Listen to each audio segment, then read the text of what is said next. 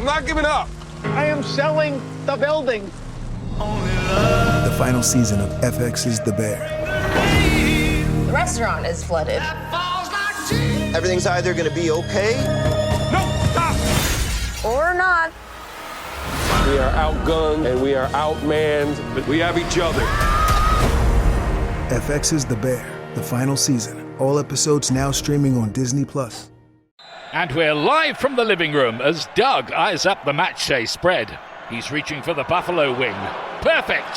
Hang on, what's this? Oh, he's gone for a can of Pepsi too! Incredible! What a finish! Sensational combination! Look at the delight on his face. There's no doubt about it. It just tastes better.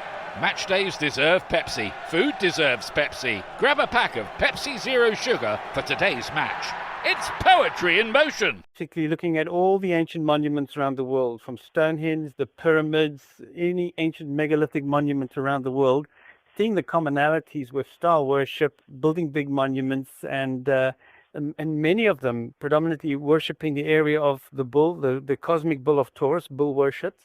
And I tried to find out, what were the basic reasons for this. And the pattern started emerging with the star background of mine. I'm an amateur astronomer, seeing that the star was supposed to be our sun. In some cases it was a star, in some cases it was our sun. And realizing it two and the same, if you have a sun-like star, the ancients would refer to it with the same title, just that you have our one, our solar system, and then there's this other one out there in Taurus. They would be very confusing, and historians have called this whole thing sun worship when it's actually sun-star worship of the gods, the visitors. And I found these star maps all around the world, starting in Egypt, looking at the 50 pyramid layouts, seeing the exit master spot was an obelisk that was in the middle. And looking at Stonehenge, Stonehenge has a whole lot of anomalies around it. The area closest across the valley is called Winterbourne Stoke. It had a whole group that met some stars that are near this area, the Pleiades. And it worked from civilization to civilization. Almost every single one of set in the same stars. And that's in every continent all over the world. And I've put up all 23 star maps on the website. You go and see them. It is thehiddenrecords.com. Just click the star maps list and you can see all 23. And while we're doing the interview, I'd like people to look at the images while we're talking, because they're very explicit, and you need to see the detail to get a belief in something. It just sounds too good to be true on a radio show. But when you see the historical images, people can make up their own minds. Absolutely. We'll refer to the images and link up everything that we're going to run through here today. So why don't we talk about the backstory of the Jordanian Codices then? This is something that went under my radar. You brought it to my attention recently when you contacted me. And this is a fascinating find that happened back in March. And it's been, as far as I've understood it, some debate back and forth whether this has been, authentic books or not. And the last news that have been coming out now, of course, is that they are authentic. But give us the background story, Wayne. Sure. It's actually many stories. So I'm going to tell you the one that I think sounds the most probable. It seems like some books were found in an old cave on the bank of the Jordan River in northern part of Jordan, and it was something I think found by a Bedouin truck driver's family, maybe even further back than a few years ago, and they kept it in their family, and almost like an heirloom that they passed down. Might have been like 20 years, 30 years, if this is true. And they realized these things are valuable, these funny metal books made out of lead. They had weird inscriptions on them, and most of them were sealed. So what happened was a British researcher somehow got involved with this whole story, whether he was dumping into the chat by chance or heard about it or saw the images. I think, to cut a long story short, he started making it known and took some of them across the border to Israel, to have scientists look at them there. And that was something where we shouldn't really take antiquities out of countries, take it across the border, especially if they are real. So there's a lot of backtracking stories here, but the general consensus were that these books might be as old as 2,000 years old. They have Christian stories on them, but there's some weird, almost paranormal looking inscriptions and depictions. It's mainly the pictograph side that I'm going to be looking at. And they show a whole different side of Christianity. And what it appears with these funny-sized books, number one, why did they make them so small? It's because they wanted to conceal them on their person. It was a secret bit of teaching they wanted to keep private and hidden. They could bury these books in an area like a cave, and they last the test of time. Unlike a parchment, it would not rot, it would not perish. It's almost acid resistant from any kind of chemicals or long-term aging. So it seems to have been designed for something that can be carried forward, and especially the sealed books. It's the Revelations prophecies as well, that they have these sealed books that are going to open one day. And scientists started arguing between them. Then these copper books came in from nowhere, and some of them were duplicates of the lead books, and these are fakes. And sadly, because of these fakes being thrown in, whether it be the Bedouin truck driver or whether it be somebody else trying to make money out of these things, we have copper variations that they're not old. I mean, you can see that the copper still has very little oxide on it. And because of that, what happens at the theological societies around the world, they feel very emotionally threatened by these books because of the paranormal detail on them. I mean, this is really star maps and showing things in the sky that look like apparitions, crosses forming, etc. And it's a threat. It's something that is not fitting, so to speak, and they'd rather use the hoax side of the story to try and run them down and say that all are hoaxes because of this copper variety that have crept in. Good question. I would guess the same family. The Bedouin truck driver has them in a picture with himself, whereas the British guy, he refers mainly to the lead ones. And I heard his recent radio show suggesting just look at the lead books, and I totally agree with them, because the oxide that is on the lead is what's being dated, and there's a dating technique in science that uses lead, actually the lead material, and they can almost like use an isotope or something, I don't know how, but or the residue that built up on lead oxidizing is something that can be dated. And I checked in Wikipedia. If you look under age dating artifact lead, there is a process, and these processes are proving that these things are between the age of around about 1,800 years old or earlier. So that's pretty impressive. Lead, yes. It could be a molding process, because lead has a very low melting point. So it could be some kind of a template, and then the lead is tipped into an inscribed flat little mold, so to speak, and then flattened out even more from behind it. Or it could be somehow almost like folded onto it, because it looks like a little bit added on top of a flat lead base. Would be like a soldering type process, or using an iron and building up these little, because they're raised. This is the weirdest thing. They're not indentations, they're actually raised sections that lift up. So I would say the molding aspect of it is probable. So making a copper reproduction is quite easy, and this is what happened with some of these copper ones. And while we're speaking of those copper ones, there are about 4 of them that are really big and have such different things on them. And those, I think, are total fabrications. Whereas one of them that I've got on my webpage, and you see the only copper one, you can see there's a misprint where they've made a template and they actually flipped with the print. So they hammered it out, and I'm showing you because it's got detail that we need to show the public. That's the whole problem with these books. They're not showing anybody anything. They're locked up in 3 different places in the world, and I think most of these collection of metal books are in the Jordanian University. They seem to have at least 60 of them. There are some others scattered around. There are a few other tests going on at the moment. The Royal Scientific Society is dealing with it in the US, and they are doing tests on it. There's a Mexican university as well, and I don't know how the University of Mexico's results are coming. The Getty Conservation Institute and the Sheffield University is another one that's also doing tests. And so far, all those tests are showing an age of beyond 1,500 years old to up to 1,800 years old. And that's using, I believe, a lead dating technique.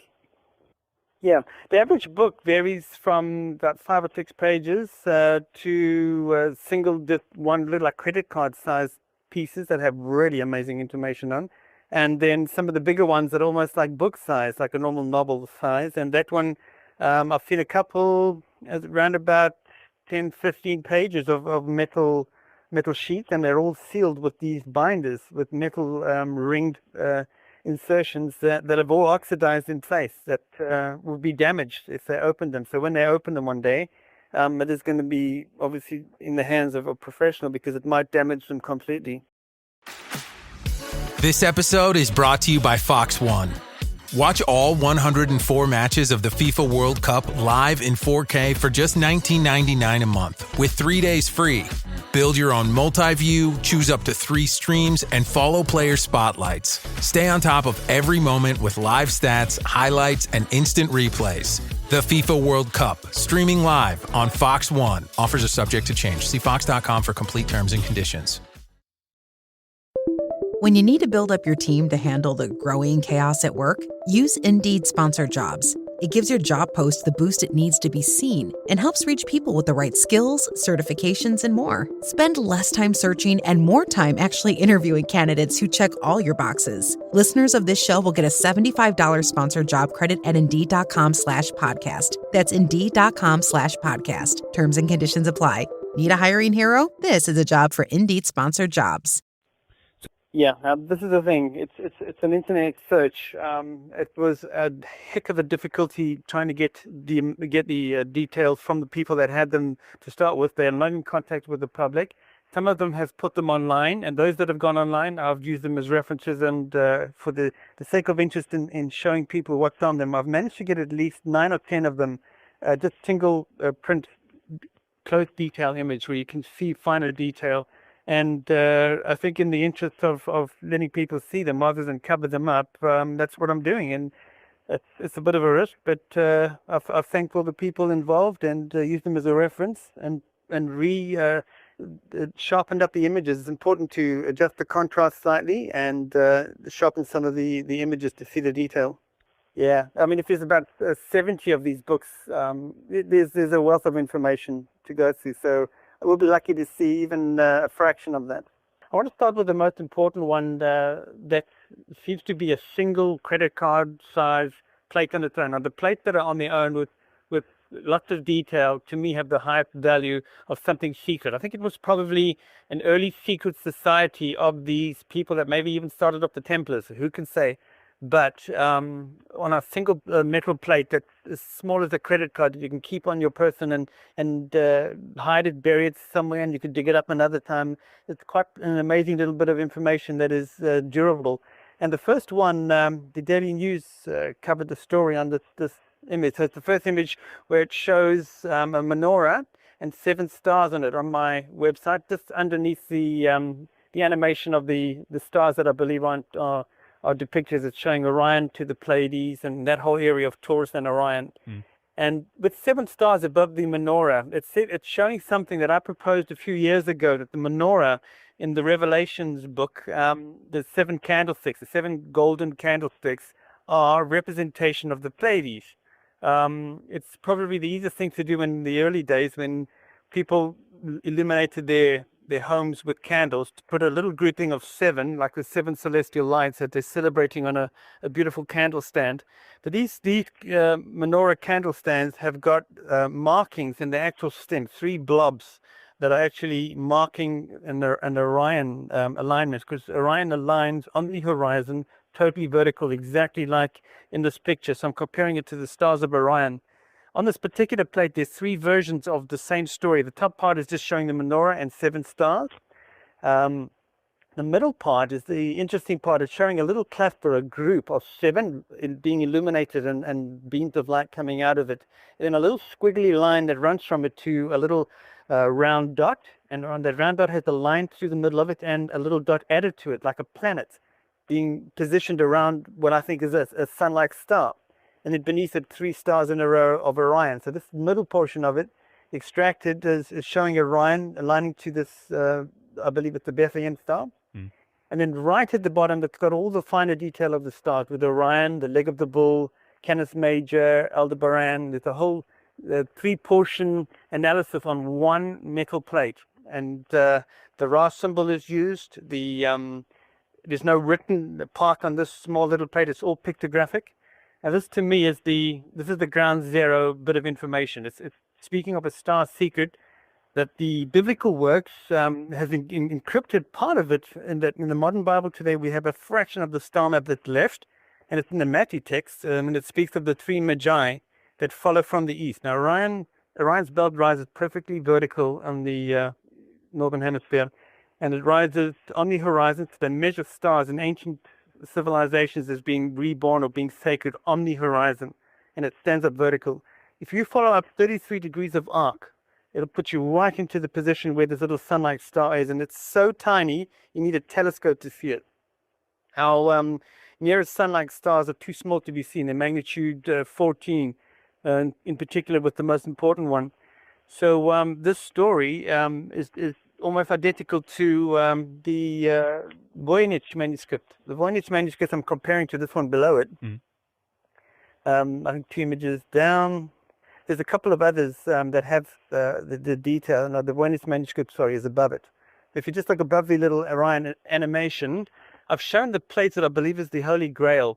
In the Voynich manuscript is one page that has a sacred cross filled in with stars, and it has the little Pleiades cluster and a little group like it, and the same little line that seems to show traveling from 7 stars to the one that's got the face in it. And they put like we do as children drawing the sun, we put a face in it. This seems to be a tradition that we do, we don't even think about. To personify like the ancients did, to personify a star with a face. It's pretty amazing. Yeah. And that Voynich manuscript does it exactly the same as the metal tablets. I'm comparing the two there. Yeah, now people have really come down hard on me with this crop of Christ, the technical of the churches, and he's saying that it's the Orion stars. I'm lucky to have about 4 pieces of really good evidence now. If you look at the diagram just beneath the story, I'm showing the ancient alien picture. It looks like a butterfly and an arrow pointing from it to an astronaut with a helmet on. And this comes from Valcomona in Italy. It's over, I think they think it's 6,000 years old, but you can't really date these things, but it's really pre-Christian. That's all we can really say. And I'm comparing that star formation to Orion. And it's the X and the P. The pointer is the 3 stars. The Chi wrote that Constantine and his army were looking up in the sky and witnessing. And that's how the biblical epics began, became put on the map by Emperor Constantine. And if you look at the manuscript that I've shown next to it, it shows the Lamb of Zion as on top of a mound, a heap. And I want to query, what is the heap that he's standing on? What is the Zion mound with the lamb and holding a book? If you look at the stars in the sky on the manuscript, and then beneath it, the cross showing that it's made up out of stars, I mean, this is the kind of evidence that we need. And then I think the biggest evidence to support this, I would want to use the sacred early Bible that they call the Parallel Bible, where it was done by a Masonic group about 300 years ago, between 300 years ago and I'd say as long ago as maybe just 120 years ago. There's a lot of the Freemason symbols on the front of it, and this Parallel Bible speaks of an alternative interpretation for the whole Bible. It gives the normal public text, and then a text next to it is what they believe is the alternative interpretation. Mm-hmm. Yeah, what they did in Constantine's time, what Constantine did really was try and remold this Christ story into their old beliefs of the bull worship and the sol invictus, this blazing sun that rises, and make it more palatable. The people accepting new religion will just see there's just slight variances from the old one. So it's been almost like made to fit. And the same basic story is encrypted now. And see, as it goes further forward into modern times, the star secret is encrypted in a way that only the initiate or a secret society would be able to decipher. Somebody who has the knowledge on special symbols can look at it and decipher it, and it's, I think, lost meaning. I would say even from the time of George Washington onwards, this whole star ticket, even with the Freemasons, was completely buried, because I've done the historical research from the time of George Washington, and every single society believes that the blazing star, the Bethlehem star, is Sirius. Mm-hmm. They're going in the opposite direction from Orion, following the 3 alignment going backwards. And it needs to be in Taurus, if it fits the ancient civilizations. Yeah, and look, I can't blame them. When you are by traditional habit believing something that's emotionally important, and you have scholars that are tying their belief with the historical evidence, if you can call it, of the ancient Bible writings, the New Testament, Old Testament. And then when you see something new showing completely different interpretations to what we have in the modern versions, it is very upsetting. And of course, the first thing they want to look at is how can we prove that this is nonsense? And with these copper variations that have been thrown in, you'll see them focus on the copper evidence, the newer fake ones, and say, well, if these are fake, then surely all of them are fake. And it's something that they'll keep arguing about. But the scientists, I think, will have the right at the end of the day. I just hope that no secret society comes in and steals the whole lot, or blocks the whole lot, or it just gets buried and they're missing. And this kind of thing happens with artifacts that are important. They just seem to go missing and hidden away in archives. So I just hope that these things get their chance. The scholars are not interested in the pictoglyphic aspects because it's something that they can't make any sense out of. I'm very fortunate that my story with the star interpretation fit all these pictoglyphs, and that's where I'm probably had the background and the luck to make a little bit of sense out of it. But the Aramaic, Hebrew, and Greek inscriptions on it are almost gibberish, and some of the scholars have said that they almost speaking in a way that doesn't make sense. Right. And I've realized now that some of these symbols for the stars, like part of the area around Sirius, they seem to use these letters as the star constellations that match the Aramaic letters. So you've got to know what these symbols mean in the star context. And they've got little blobs on the end of the letters. If you just scroll down on my page, you'll see the Metal Book Library under it near the Faith Monument in Sokoth. I've got 2 metal books there. It shows most of the it looks like Aramaic, but some of the letters have got little blobs on the end of the letters, and those I think are showing star formations that are in between as a hidden extra story amongst the written part. And the written part, I think, it is made to be gibberish, but only the person knowing the code that it's been written in can make sense of it. So it's definitely encoded. It's not normal writing. The written translations have shown absolutely nothing. But pictographically, if you look at the next one down, there's a picture of a menorah with a wreath at the bottom. And I think I want to just sort of clarify the 3 kings and compare it to a Roman coin that shows these star formations to validate Constantine's belief that the sacred cost is Orion. If we look at the picture where it's got a wreath and the menorah on my book, and I'm showing the stars that it seems to represent, the coin actually shows a fish formation in the sky with 7 dots in it. There's one of those symbols filled in with the 7 blobs, 7 little dots in the shape, and it's a fish symbol, and it's in the sky. And below the horses on the horizon is the cross with 4 dots. There's Constantine's cross on the horizon, and the fish symbol showing the Pleiades in the sky. That's one leading and aligning to the other, and it's in correct orientation and everything.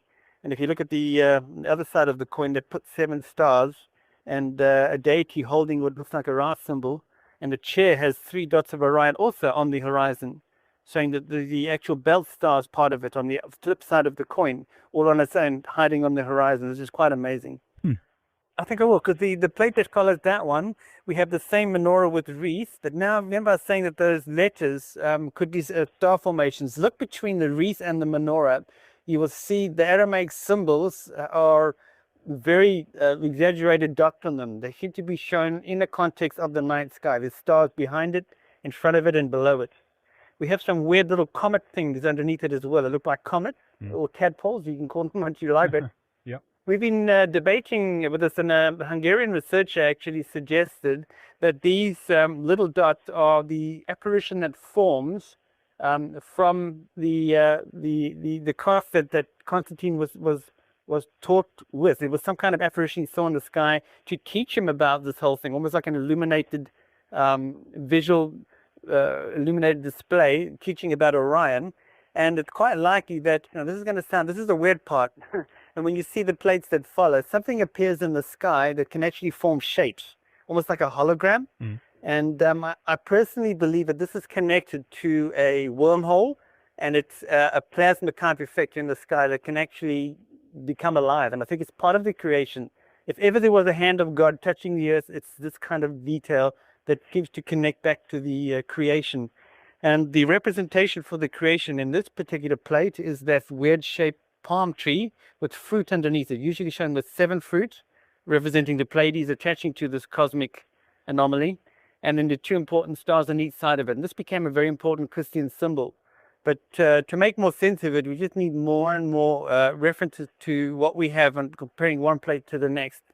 If you look at the plate that follows that one, we have that same cosmic tree again, and there's a group of these stars in between five columns. And it starts with 3 on its own, then there's a V shape of 5, then there's a grouping of 7, and then 1 with a circle around it and a line and a T. It looks like an ankh symbol. Now, if you look at the star formation that we're dealing with, it's the 3 belt stars of Orion, aligned with the 5, you go through the fiber of Taurus. Yeah, this is one book that is sealed, and that's what's so special about it. It has something in it that is very important, and the person that made it put these metal binders on it to be opened in the future. Now, on the front cover, what we have is a cross-shaped anomaly that it has filaments running out of it, like it's a firework display, and very similar to the tree effect, the cosmic tree effect. And it seems to be, let's call it a filament. There's about 5 or 6 very etheric filaments coming out the top of it, and then this cross forms underneath. Now, when we first saw this plate, the detail was so sketchy. We thought, we've got no writing, we've only got this. It's surrounded with a couple of stars. It is a sky depiction, and there's branches that seem to peep in from to the left-hand side that look like parts of the cosmic tree that are in the sky and illuminated, perhaps. And we didn't have much to go on other than this could be what Constantine was showing as a visual display, almost like a holographic teaching in the sky that he claimed he and his army witnessed with angels and the whole thing. But the plate that follows it is the one that shows where it develops. It's almost like a part 2 version. It shows the same cup formation, but there's like fruit appearing on the cosmic tree. There's actually 3, 1 on the top and 2 on the beneath it, in a really strange shape. It's like a pear. And this shape had us completely baffled for a while because, what does it mean? You've got these funny blobs appearing on it. And the more we went into the old church depictions and looked for evidence, and then I went back and looked at the Vatican from the sky and looked at the Monaco Palace, would you believe, from the sky. And the images that follow beneath it show the symbols that we're going to justify. You can look at the Vatican. The Vatican has a strange keyhole shape. Yeah. If you look at the Palace of the Monaco, it has the Chiro thing, those blazing lines, and then it has this weird keyhole shape again underneath. And the representation that it seems to speak of is something of the house of God. Now, I've debated this with a lot of people that are in the knowledge with symbols, but they want to be named because obviously I'm taking it off at a tangent and I'm not sticking to the norm. This is an unknown symbol, this keyhole symbol. And I'm going to show you where I found that elsewhere in the world. But just look to the left of this symbols diagram. There's another symbol. The symbol for the hand of God is what looks like a UFO with these filaments of discharge beneath it. And one of them shows almost like just like a flying helmet. The other one looks like a flying chestnut. And then they put the all-seeing eye in it. So this is the eye of the creation, which is a universal interpretation. The Freemasons use it as well to show the cosmic, they call it the divine architect, the creator or creation of all life and all living souls. And they've got this hand shape that is a combination developed from it. And the two symbols are very closely related and tied in with, I believe, the Ezekiel's wheel story. Yes, standing in a disc that flies, very much like the Egyptian flying disc that showed their disc flies, and their god Ra came out of it. And of course, the two serpents beneath it. And those serpents seem to be this cosmic tree filaments. Remember the cosmic tree story in the Genesis reference that speaks of Adam and Eve, first male and female, and there's this amazing cosmic tree in the background, but it seems to be pushed behind and being almost demonized, that the serpent is destructive and evil. That is part of the tree. That is one of these filaments from the tree. It looks like a plasma ribbon. If you ever see a plasma ball and look at these little streamers of electricity flowing through plasma ribbon, they look like little snakes, I'm sorry to say. That's right. It doesn't make them anything destructive or evil. They're actually part of this tree. Yep. And looking at the image below it, trying to get more reasoning, I've shown the Lalibela shapes. Now, Lalibela has got the same keyhole type symbol and these similarities. So where does it go from there? detail I want to quickly show now is where everything is on a map. And this is new information that people haven't seen yet. It's something I've been holding back. And strangely enough, doing the show today, a few days ago, a friend of mine told me, hey, guess what? Somebody in America has found one of these crosses that are in the Israel area. It's a big cross geoglyph. It doesn't look like a settlement because if you look at the closer detail on this map, it's a giant cross, a big X on the ground that marks the spot with a ring around it. And there's 3 of them. And this person found one of them. So I thought, okay, we've been holding on to this for a while. Let's release it. There's 3 of them that are in a row on the Israeli area, the northern part of Israel, near the Jordan River. If you follow the alignment of these 3, and it goes in the direction of the 2 big ones and to the small one, exactly like these 3 stars of Orion's belt, and follow those 3, it'll and going in the same aspect ratio of the Freemason map, the 33 degrees from Orion, guess where we land up? I mean, what are the odds of that? And they're aligned pretty accurately. I mean, they're very tiny. They're enlarged in this map. Obviously, they're not that size, but I've enlarged them to show the detail, how the 3 are in alignment, and then compared it to that sacred cross that was found 6,000 years ago in Italy. It's the same kind of cross pattern that's drawn on the ground, isn't it? Yeah. So how far apart are these 3 axes that is towards the Jordan River there? It's quite I'm guessing offhand, at least between 10 and 15 kilometers between them, even more, perhaps even 30 kilometers between them. And they're very small. They're about 200 feet wide, the small one, and the bigger one's about 350 feet wide. And the person that I was in touch with in the antiquities of the Jordanian University said, look, we don't like to talk about these things because we can't give you answers on them. It's like this mound that I'm looking at, the Deir mound. It's a big mound that's 10,000 years old, or they call it Bronze Age, but there's no real meaning behind it. They don't know what it is. Now, these crosses have got the same thing. They said there might be settlement ruins. That if you look at these 4 walls that make the cross, there's no gates, there's no anything. It's illogical. And it's a geoglyph. It's made to be viewed from the sky. So I don't know if you've zoomed in to this with Google Earth or similar software, but what do you think that the cross and those rings are composed of? Is it stone or is it carvings in the ground? How is it made, do you think? Meet the new iSIMS, the single talent acquisition platform that's fully future-ready. It works wherever and however you hire, with insights no one else offers. One solution that fits seamlessly into your existing tech stack, which is why IT and HR leaders trust it. With the best of enterprise-grade software and AI, iSIMS helps you identify and secure the right talent faster. iSIMS, powering exceptional hiring. Learn more at isims.com. Yes, they actually piles stones, like a stone wall. There's lots of little stone walls and covered with dust and dirt, and you only find the stones underneath it by digging.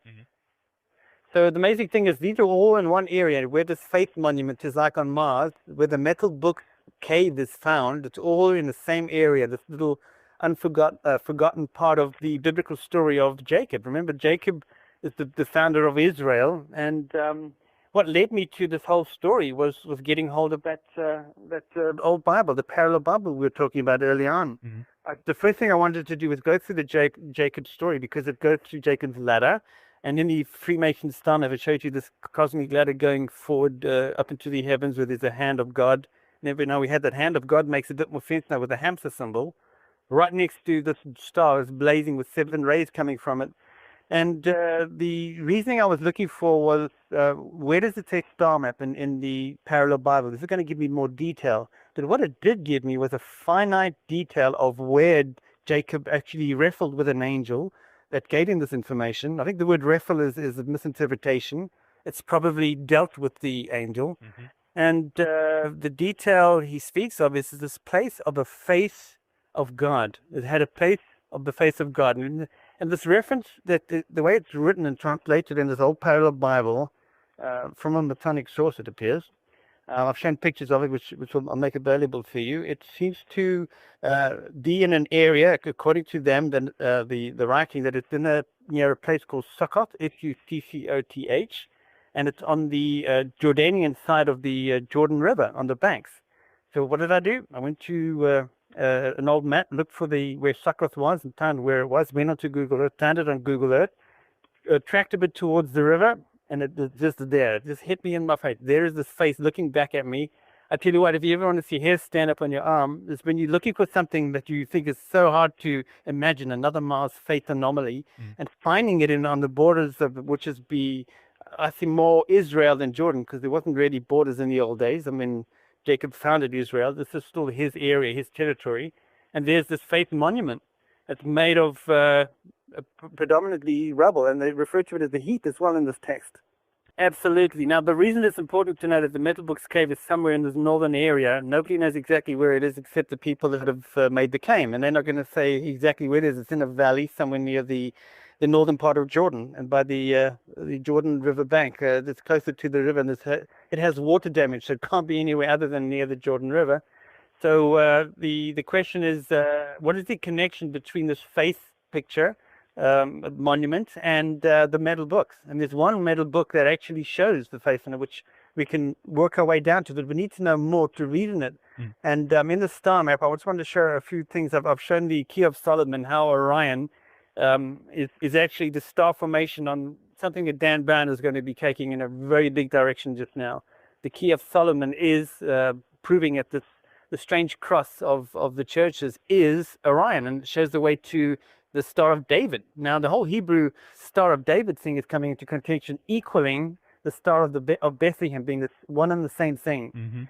And that is a story for another day. The whole Solomon Key cipher, it's a little cipher puzzle that's you can put together by putting these pieces of these constellations together, and it makes up a puzzle showing everything. I've made a video for that. That's really complex. Pick that picture and you can take it from there. That'll be, if you want to go in that direction, or just carry on with the story. I've shown the animation again beneath it, just to show so people can see how these stars, how you use the Orion constellation as a cosmic pointer. Looking at the plate beneath it, this is a copper plate now. This is a fake metal plate. You can see there's no oxide on it.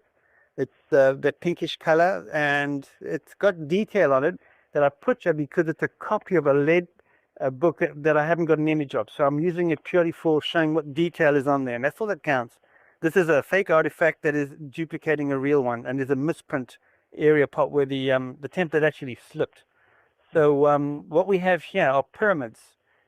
Pyramids and the cosmic tree upside down, now showing that it comes from the heavens. And this is kind of giving a detailed clue to what goes on in the pyramids. There seems to be a cosmic connection. These chambers inside the pyramids connect with this celestial energy, power, light, epic ribbons of whatever you want to call it, but it seems to all come from the sky. There is some kind of cosmic force. It comes down in this tree-like shape, probably invisible, I think. This is a way of showing it. If it were visible, it would look like that. I have a belief that maybe there'll be a time in the future where something like this will be visible, that Constantine really did see the hand of God coming down from the sky, the hand of creation, the thing illuminating at a special time when we're ready for it. So that is the personal belief. Fantastic. I've got a website that's been trying to explain that all along. I mean, we haven't covered on this show my own experience. I'm very fortunate to have had a near-death experience, had the proverbial down the tunnel of light, and got to the other side and was allowed to interact for some reason, whether it was me asking questions or I was just a lucky guy there at the right time, and my spirit interacted and was allowed to interact with this cosmic tree. And it challenged me. It said, what are you going to do different now that you've understood the questions that I asked? At least 3 questions. The first one was, who are we and where do we come from? And that was one download of, you can't imagine, of detail, finding all these star maps. This is all given to me, and I'll say it right now. It isn't because I'm a great scholastic type researcher. If you're given the answers to an exam and go sit that exam and then write the exam having the answers, how hard is that? And this is what it is for me, finding all these ancient star maps around the world. I knew what I was looking for. I just had to find proof of it. Now, this cosmic tree is what we're looking at here in these metal books. And the detail of it being plasma ribbons, I put on my website and was about 2005, I think I launched it. I'm glad to see other people now are sharing that information from their own findings and spreading it as well. And we're all saying the same thing. It's going to be more and more evidence of this. And I think there's going to be a time next year that we're going to actually visually see something in the sky. But we've got to be very, very careful, because I'm quite sure this a very good chance that our elite of this world don't want this to happen, and they're trying to make a false event using their own hologram. It's called the Project Blue Book, to try and make it cross the beam. Yeah, there's seen one in Russia already that had feed-in lights from 2 angles, and they had this big cross formation like it was being tested, and that's on the internet. So it's quite likely that sort of thing is going to be a false flag event as well. So we need to know what is real and what is not. And I think the question comes down to which is more advanced looking and has a pure human uplifting story attached to it. One will not. One will tell you to sit into the blue beam and come and join us, and we'll take you away. No aliens are ever going to take humanity away. Right. So that's all you have to keep in mind is, keep looking for information to how we can develop ourselves on Earth, because this is a big planet here. It's not going to go to waste. I think it's a very good chance you're going to get information as to how we can uplift the whole of humanity.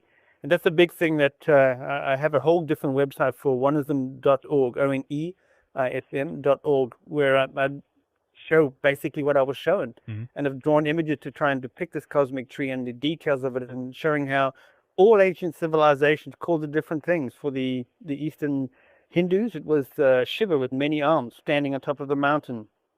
For the Hebrews and part of our Old Testament, it was a tree of light.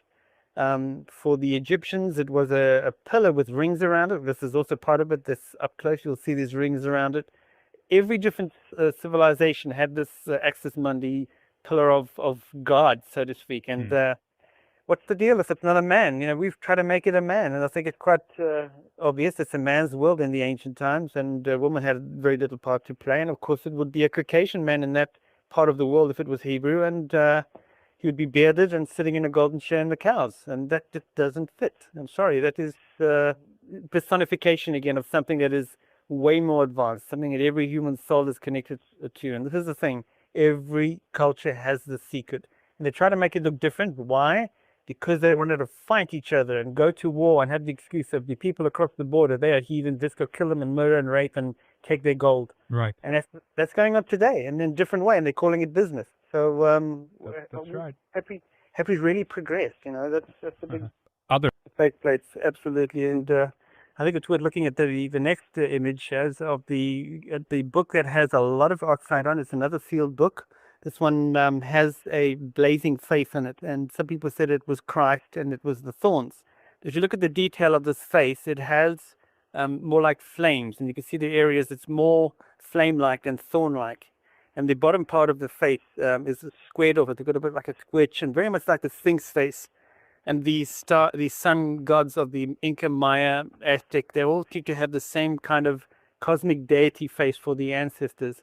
Now, compared to Helios, for the argument's sake in the image, Helios again has the 7 blazing light from the head. The Statue of Liberty has followed that Helios tradition of a solar deity. And that face, I'm pretty sure, is the dear Allah face. And if you look carefully on the forehead, there's a little triangle. It looks a bit displaced because I think it's poorly put together. This is probably a book copy of another copy, and they're not very neat. You can see the writing on them. It's all squiggledy, and there's no straight lines. And it's just trying to carefully put information on it that you can just make sense of. Call it like a glorified sketch pad. And these details are a little bit crooked. So above the nose is this weird-looking triangle. The eyes are another clue. If you look at the one eye compared to the other, one is the very slight dotted outline, and the other one is raised forward. Now, if you look at the Deir Allah monument, this monument on the edge of the Israel border, that's human face-like, like the Mars face, it has only one eye as well. The other eye is missing, exactly like we have on Mars. There's one eye, and the other one is damaged. They've almost made the Earth one in the ruined condition like the Mars, the original one. Ryan Reynolds here from Mint Mobile. I don't know if you knew this, but anyone can get the same premium wireless for $15 a month plan that I've been enjoying. It's not just for celebrities. So do like I did and have one of your assistants switch you to Mint Mobile today. I'm told it's super easy to do at mintmobile.com/switch. Upfront payment of $45 for 3-month plan, equivalent to $15 per month required. Intro rate first 3 months only, then full price plan options available. Taxes and fees extra. See full terms at mintmobile.com. One eye open, huh? Interesting. Well, I don't know. I think it's damaged. I think Mars is destroyed. Okay. Yeah, I think it's showing how the ruin looks on Mars, and they're building that a copy of that damaged ruin because it was sacred. They didn't want to build a new one from scratch. I just find it very amazing that they both have the same one eye damaged, and you can just see the slight remains of the eye socket. So what are the odds of that? I think it's showing the importance of the original Mars anomaly. And I feel like as if they knew about Mars was destroyed, it's quite probable there are old books and lost records of the story of our ancestors and the planet Mars. Yep, absolutely. Okay, let's continue to scroll down, Wayne. Yeah. The detail that I wanted to show were obviously thinking of the Christ faith, the secret of the cross and the Son of Man, and the usage of the word the Son of Man, F-U-N of man. The story of the Christ. Would it be so bad if he's tied in with a star secret? Would it be so bad that his story that he was trying to tell makes everybody equal and humans sacred? And this is what I think is being removed from Christianity. So my question is he going to be returning? Because the Revelation prophecy believes he will, the second coming. All right. So we have to wait and see for that one. Yeah, that's right. And then next image, it's you holding two other plates. Tell us about that image. What I'm trying to this is actually a wooden book. Now, I wanted to put it there because these came up a few years ago, long before the metal plate survey phases. A friend of mine in Zambia, Marcus Matthew, wrote a book on the Chokwe tribe, and he was showing what their tribes were reproducing every 100 years. These books perish because they do circumcision ceremonies with them, and they really brought out and used hard with ceremonies. So a book doesn't last too long. They crack and they break, and this is one that broke, and there's been another one made since then. But look at the detail on this. It shows 7 stars. There's that little journey from those 7 stars, again, coming down to the primordial mound. On the right-hand side, it uses an arrow to teach the way. Now, I'm comparing this arrow to a lot of the other wooden books. And the wooden books use the same kind of teaching technology, same theme, same story, and same symbols. In most cases, it has sacred cross and everything on it as well. And it's 3 stars in a row above one very important star. It's showing the direction to this importance of the star of the Chokwe. Now, the Chokwe say their ancestors were teaching of their place in the sky. So I just wanted to throw that in because it is a similar type book. Interesting.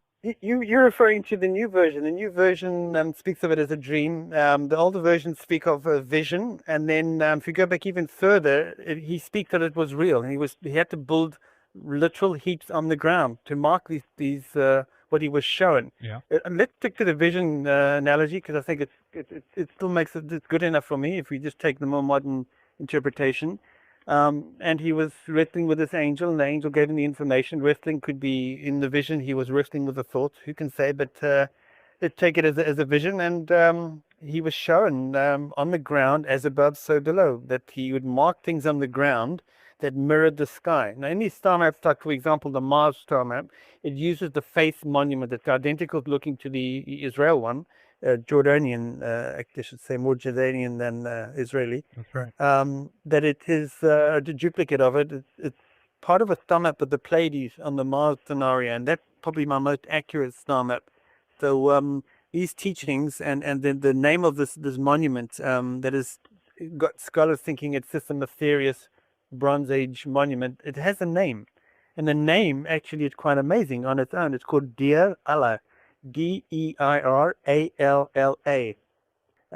Comes from a very ancient spoken word that is probably older than before let's say before we were civilized. In the ancient times, a lot of the languages had similar pronunciations for the same thing, because these teachers that were coming down were probably doing their rounds and using the same names. That's just a point of probability.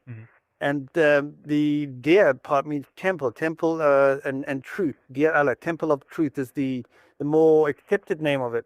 But if you look at the Deir name, is also used in Egypt as well for other details and the beginnings of the Egyptian pyramids in reference to this primordial mound. Now, this primordial mound might be a man-made mound, like this monument, like the Mars monuments, and like any other, let's call it a tomb, which I don't like to use, a large man-made object on the ground where it had a chamber inside it, and kings thought this is a very nice place for me to be buried, and it's got accepted as a tomb through historians.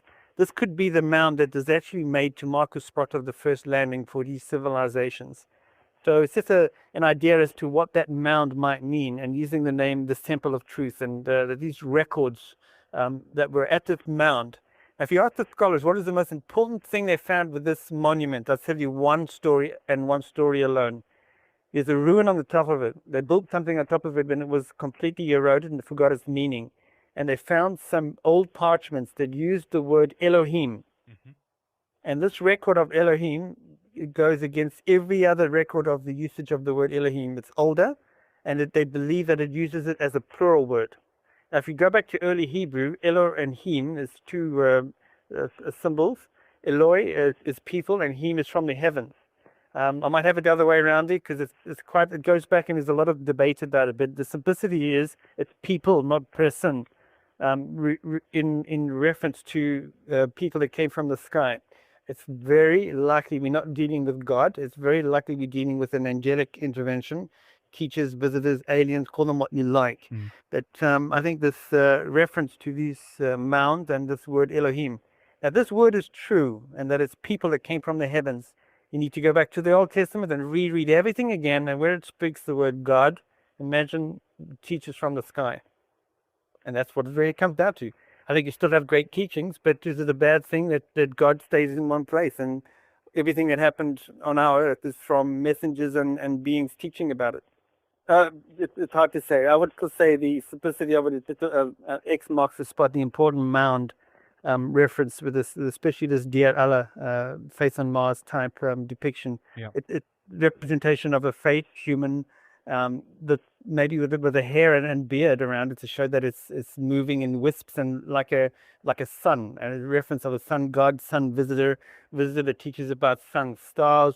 There's nothing really bad here. It's just simply history about star astronomy, and our ancestors being tied in with astronomy.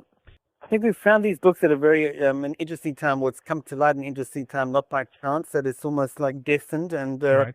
these are books that are sealed like revelations. I think it's very likely that if you look at the rest of the Revelation story, when each book seal is opened and the information extracted from it, it tells a story about what's going on. And at a time, I think 2012, with the Maya, it was an end of an era, and it'll be replaced by another. In our Revelation story, we have these charts of the New Jerusalem. And remember, the word Jerusalem it's just a reference to a city that was their big city. This is a Jerusalem in the sky. So forget the name associated with it. It's just another city, another place, another beginning. And this, whether it be referring to our ties with the Eden artificial place around this cosmic tree as being this city, or we're building a new city on the ground, a new civilization, the golden 1,000 years of a golden era. I think it gives us hope, and I think there's a very good chance because of the way the economy is going, the way humanity is going, the uprising in tension, the uprising in struggle to just earn a living, the cost of living, everybody now in suffering and in struggle. It's quite likely the creation that is connected to all these souls will not let this go on, and it's reaching a point now where it's unacceptable, the amount of abused humanity by our rich elite superpowers that be. I just refer to them as the elite. Yeah. Keep them nameless for now. And I think it's time that there had to be a change because there's too many souls suffering for it, and it's just not allowed. It's the universal law to intervene and help. And I think the way of intervening is going to be an official contact. I think we can expect it, first of all, watching it on TV one night. You're going to be looking at TV, and your channel's going to change, and you're going to see something very unique. And a spokesperson saying that it's the signal that's overriding the existing TV stations or satellite or whatever it is, and the world will get to see through media. And I think that's where the first clues are going to come in. And in the second part, I think it's going to be we're going to see them in the sky. But the warning that I believe is going to come with this, and this is now from my own experience in a vision, and also with this cosmic tree event. I'm not sure if it was fed into my mind at my near-death experience, or I got it through meditation later on. Is that our elite have got a way of making an extraterrestrial contact avoided. They found a way to chase them away. Now, who would think in our technology and our ego, we could chase away cosmic visitors? There's a very simple way to do it. And I use the word TAC, threat of collateral damage.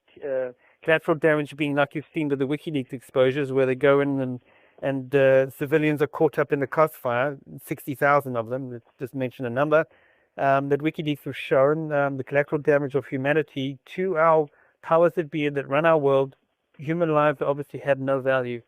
And I think it's a simple threat that was made by our elite, whether it be 100 years ago, be now, or just known amongst the elite protocol. And if these aliens exist, they probably can hear all our communications, being all the elite communicating. And they would have heard that if one comes, the protocol is not only to shoot them down. That's always been the old protocol in every single country. Shoot them down because they could be a threat.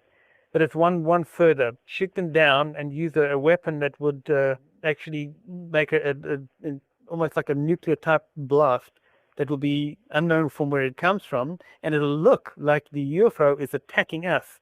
That's a huge thing. Right. These people come and show themselves, and they detonate a super weapon below it. They're going to say, our elite or news bulletins are going to say, this UFO is attacking us. We need to shoot it. And these are evil. They're terrible. And, you know, it's something that can be set up like that. Now, if advanced beings around the cosmos care about human lives, they will not want to come because it'll cost human lives with this ridiculous protocol that they have on Earth, and that they can do something like that and make it look like a false flag that the aliens are attacking us. I think this is the control that they've had, and this is why we've had nothing official. And the contacts that have been made have been with private people in secrecy because they are scared of being shot out of the sky, number one. Number two, it can't be official because human lives will be the price of doing such a thing. So that's just an opinion. I think we're going to see something happen next year, and we're reaching a point, even if it's not next year, it might be the following year. I believe the Mayans used that date because it's a cosmic date that's very close to the period, and it's one that marks centuries and thousands of years. It stands out as a cosmic time measurement that is close to 2012. So I don't think it's going to be exactly December 2012. I think it might be even 2013, but it's near this cosmic alignment time measurement point, which is a very neat, almost landmark of faith measuring time in records.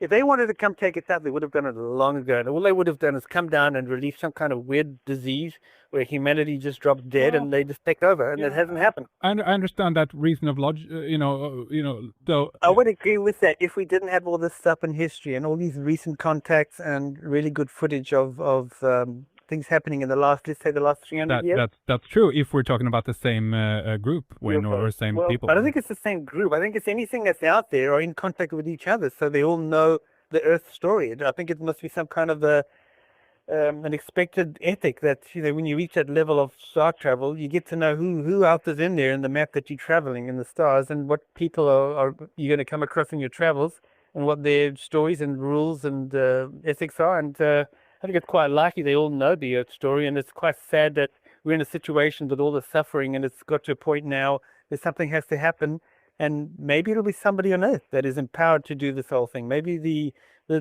Christos, the second Christ, somebody really walking on this Earth that's born here and has the right to do it because, like the Christ story, he was actually born on this Earth. It has the universal right to do something about it, but this guy will be helped. And there's a good chance of that. Absolutely. And I hope that it's... That would be fantastic. There's a woman, one of the contactees, Betty Anderson's daughter, Becky Anderson. She had a vision that showed different animals that are important for different countries, like the elephant of India, the camel of Iraq and Iran, and the Arabian regions, all uniting with connection to these visitors from above. But the visitors, in this case, we're referring to the cherubim type, the gray aliens that watch over all life, that might even be them. And this is another story that we'll do in the second story that you want to do is the second interview, looking at all the messages of this story through a Templar secret going to Freemason secret, and a priory that has a fresco that tells the whole story about the secret Bible. And it shows a picture of God with the cherubim, and God being human form, and he's being helped. He is in collusion with the gray entities. And that part to me just sells the whole thing. The grays are the big kahunas. They're the domineering highest of archangels, if you want to call them, of the universe. And they are the ones that evolved the furthest and watch over the cosmic tree. All right, we'll continue obviously talking more about that. There's one more thing I want to just mention. And I think one thing that we can say for sure, whatever is going to happen, is that we're not going to get the correct story from the elite powers in that sense. People need to be pay close attention what we're going to be told if something like this happens, because I think, as you rightly said, Wayne, it's more probably it's going to be some kind of false, flag event or what have you. But we'll just have to see. We have to watch and hold thumbs, but I think every single person needs to watch and use their initiative, see if it's pure, see if it's a human uplifting for everybody. If you see something where it is the people from above that are saying, you need to do this, you need to do a whole lot of things that are extra work, pain, suffering, reject it. If you see a triangular craft in the sky, run. That's not one of ours. I think there's a very big chance there's technology that have gone way beyond the stealth technology. They've got one that I think will look like a UFO. So if you see a triangular shaped aircraft, that's not the real deal. That's something you need to watch out for.